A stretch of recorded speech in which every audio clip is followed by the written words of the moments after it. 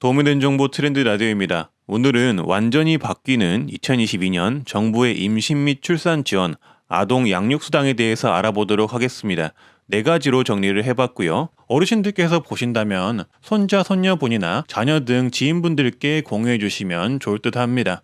여러분의 시간은 금이니 바로 말씀드릴게요. 첫 번째, 0세에서 1세까지 매월 30만 원을 지급하는 영아수당이 생깁니다. 2022년생부터 받을 수가 있고요. 만 0세이면 30만 원, 만 1세이시면 35만 원을 지급한다고 합니다. 그니까 표를 보시면 알 수 있는데 2022년에 태어나면 2022년에는 30만 원씩, 2023년에는 35만 원씩 받는 거죠. 이렇게 총 780만 원을 2022년부터 지원을 합니다. 어린이집 이용 시는 영아수당 바우처를 받고 이용하지 않을 경우에는 영아수당 현금 지원이 된다고 하네요. 그리고 추가로 아동수당을 10만 원씩 받을 수가 있고요. 거기에 더해서 지자체로 주는 양육수당도 추가가 되는데요. 대전의 경우 약 3년간 월 30만 원을 추가로 준다고 합니다. 따라서 계산을 하면 2022년에 대전에서 태어나면 약 1년간은 월 70만 원씩 총 840만 원을 받고 2023년부터는 월 75만 원씩 900만 원을 받게 됩니다. 대박이죠. 하지만 지금 다소 논란이 있는 게 2021년생은 특히나 11월 12월생은 혜택을 받지 못하고 기존의 양육수당의 정책을 따른다고 하는데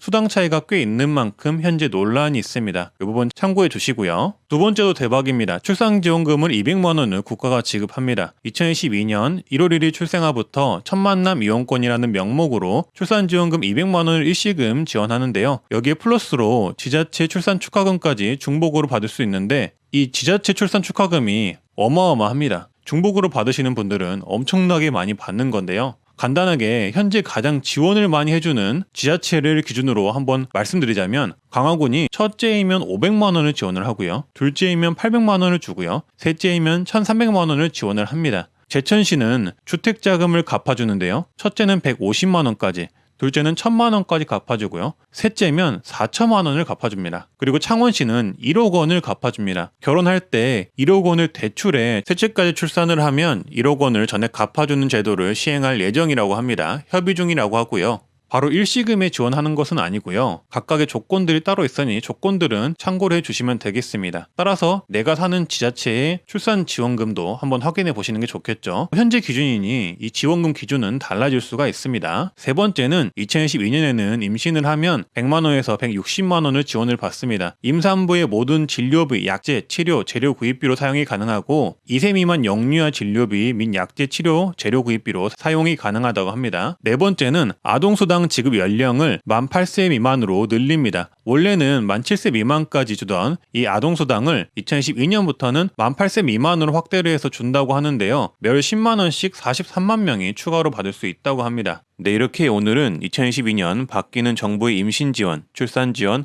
아동 양육 지원에 대해서 알아봤는데요. 아이를 계획하고 있거나 양육을 하고 있는 가정에 조금이라도 도움이 되셨으면 좋겠습니다. 앞으로도 이렇게 좋은 정보로 찾아뵙겠습니다. 다들 좋은 하루 되시고요. 감사합니다.